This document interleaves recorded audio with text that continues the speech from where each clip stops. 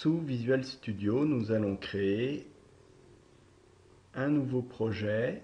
Nous avons deux possibilités. Soit nous créons un nouveau projet SSAS, soit nous ouvrons directement une base Analysis Services Database. Je vous propose de passer par cette méthode, qui est une méthode qui permet d'être en lien direct et qui évite de déployer un projet. L'un d'entre vous avait eu des soucis pour déployer un projet. Donc le serveur, c'est toujours localhost. La database,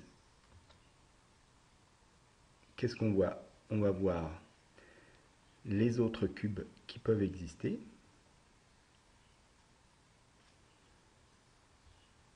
Mais là, on va en faire un qui va s'appeler test. On va plutôt dire create database, pardon. Je change d'avis. Voilà, create new database, puisqu'on ne l'a pas. Localhost et test. Et là, donc, nous avons notre base de données Analysis Services vide. Donc, ne perdez pas de vue que l'enveloppe globale du cube chez Microsoft s'appelle une base de données. Donc là, on a notre base de données OLAP, test, et qui est vide. On va suivre les différentes étapes. Première étape, on crée un data source. New data source. À noter qu'il récupère ceux qu'on a fait précédemment, localhost capitès 25, mais si vous ne l'avez pas, c'est toujours pareil. Localhost, la base de données, on va prendre par exemple capitès 26. Là, ça serait votre base de données du datamart que vous devez choisir. On test connection. OK. OK. Next. Là, c'est l'utilisateur qui va être pris pour pouvoir effectuer le process en mode batch. Soit vous, si vous connaissez votre nom d'utilisateur, vous pouvez mettre votre nom d'utilisateur ainsi que votre mot de passe, éventuellement en mettant votre nom de machine, machine /moi, le mot de passe. Sinon, vous pouvez utiliser les service account. Et on va voir qu'on va devoir donner des droits au niveau du service account. Les deux autres, en général, posent souci. Finish. Capitès 26. On a notre source. Deuxième étape, nous allons faire la source des données qui va nous permettre de définir les objets avec lesquels on va jouer. New. New. Les tables, a priori, vous n'aurez qu'à choisir les tables qui vous intéressent. Moi, je vais en choisir seulement celles qui ont un sens dans ce contexte de cette base.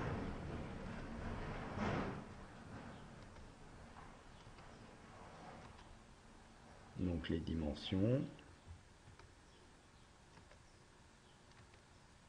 et les tables de fait. Notez que vous n'aurez qu'à choisir une seule table de fait et ses dimensions associées. Finish. Donc vous aurez une vue beaucoup plus simple que celle qui va apparaître, puisque là, on a trois tables de fait avec les dimensions associées. À noter que comme il y avait dans le modèle sous-jacent des contraintes primary key, foreign key, vous voyez, exemple dim customers idpk vers dim customers, ici, vous voyez, la flèche a été créé automatiquement. Si vous avez créé ces contraintes, vous aurez moins de soucis, puisque les données seront cohérentes. Si vous ne l'avez pas, vous aurez des tables qui n'auront aucun lien. Ça n'est pas grave, vous pouvez créer le lien a posteriori. Regardez, je supprime ce lien. Est-ce que je veux supprimer le lien entre Frankie, entre la table de fait et la dimension? Oui. Hop. Et je vais le rajouter pour que vous voyez. Donc là, je choisis dans ma table de fait la clé étrangère et je vais aller chercher la clé primaire. Le lien est rajouté. Donc si vous n'avez pas les flèches, vous les rajoutez. On en a besoin pour que le système derrière puisse bien identifier clairement quelles sont les tables de fait et quelles sont les dimensions. Une fois que l'on a ça, nous allons pouvoir faire un nouveau cube. Nouveau cube. Next. Use existing table. Oui. Next. Measure group table. On coche les tables de fait. Bon, en l'occurrence,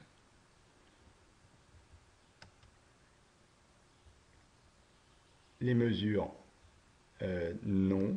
Donc vous devez faire le tri parce qu'il va probablement vous embarquer des choses qui ne sont pas des mesures. Voilà, j'enlève ce qui n'a pas de sens. Il vous proposera systématiquement d'ajouter un count pour compter le nombre de lignes. Ça n'a pas de sens, ça non plus. Les dimensions. Oui.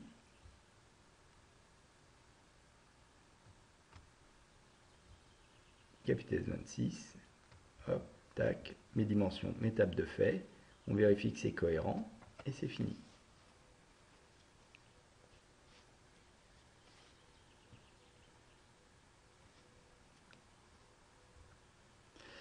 En jaune, alors, notez bien, ça peut ressembler à la même vue, mais ça ne l'est pas. Regardez, ça c'est le Data Source View.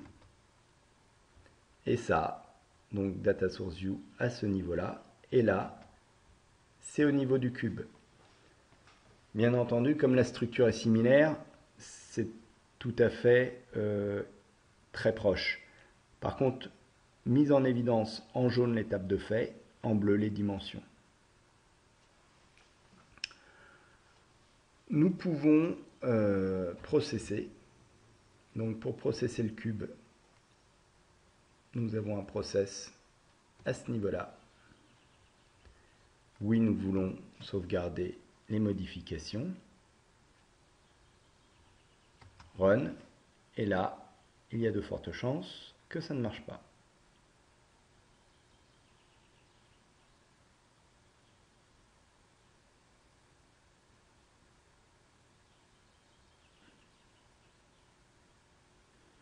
Et en fait, ça a marché. Bon. Vous pouvez, la première fois, avoir un message d'erreur. Le message d'erreur vous dit qu'il n'arrive pas à lire les données. Si c'est le cas, vous devez aller donner les droits en lecture sur la base de données. Et je crois qu'il y a déjà eu les droits de données. Voilà. NT Service MS SQL Server OLAP Service. Notez bien ce user. Dans le message d'erreur, vous pourrez copier le nom et lui rajouter les droits. Comment on lui rajoute les droits? La première fois, vous allez au niveau sécurité globale de votre base de données. Donc là, on a changé d'outil. On est dans SQL Server Management Studio. Nous allons donc, au niveau de la sécurité, rajouter un login. Bon. Donc vous faites New Login. Ce nouveau login, c'est NT Service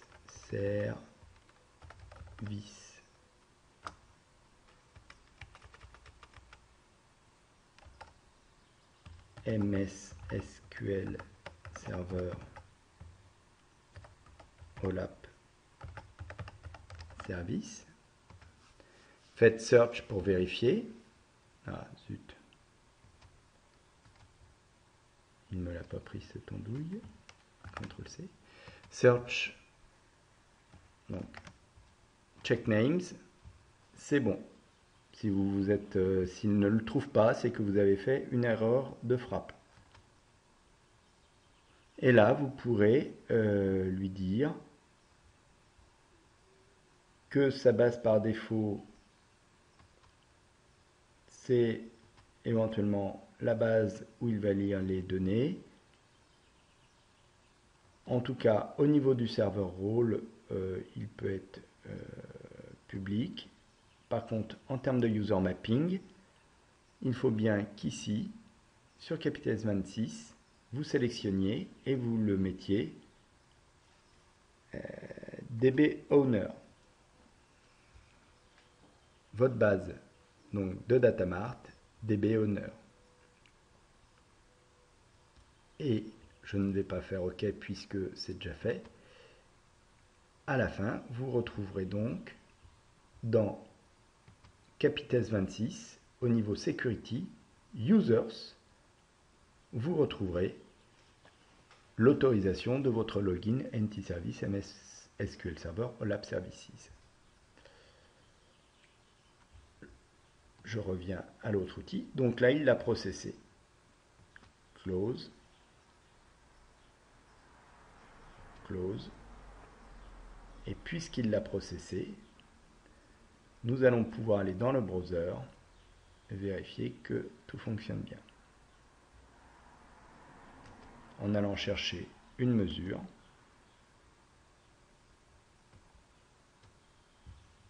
Et une dimension. Donc, ça fonctionne.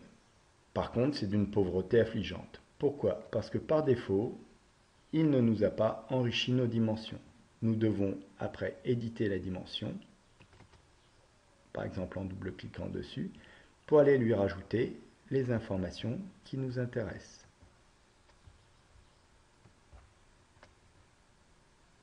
Si ça vous amuse, vous pouvez créer des hiérarchies si ça a un sens. Bon, vous n'aurez peut-être pas forcément de l'information pertinente. Hein. On reprocesse.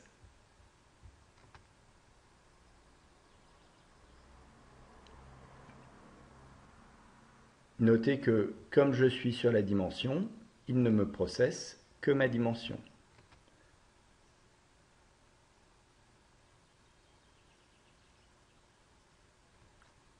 Close, close. Si vous avez besoin de tout processer, vous vous mettez au niveau le plus haut sur le serveur et là, bouton droit, Process. Et là, il vous processe toute la database. En processant toute la database, vous avez l'assurance qu'il fait une mise à jour globale de toutes vos données. Parfois, on peut avoir un peu d'incohérence quand on fait des modifications dans une dimension et qu'on ne reprocesse que cette dimension.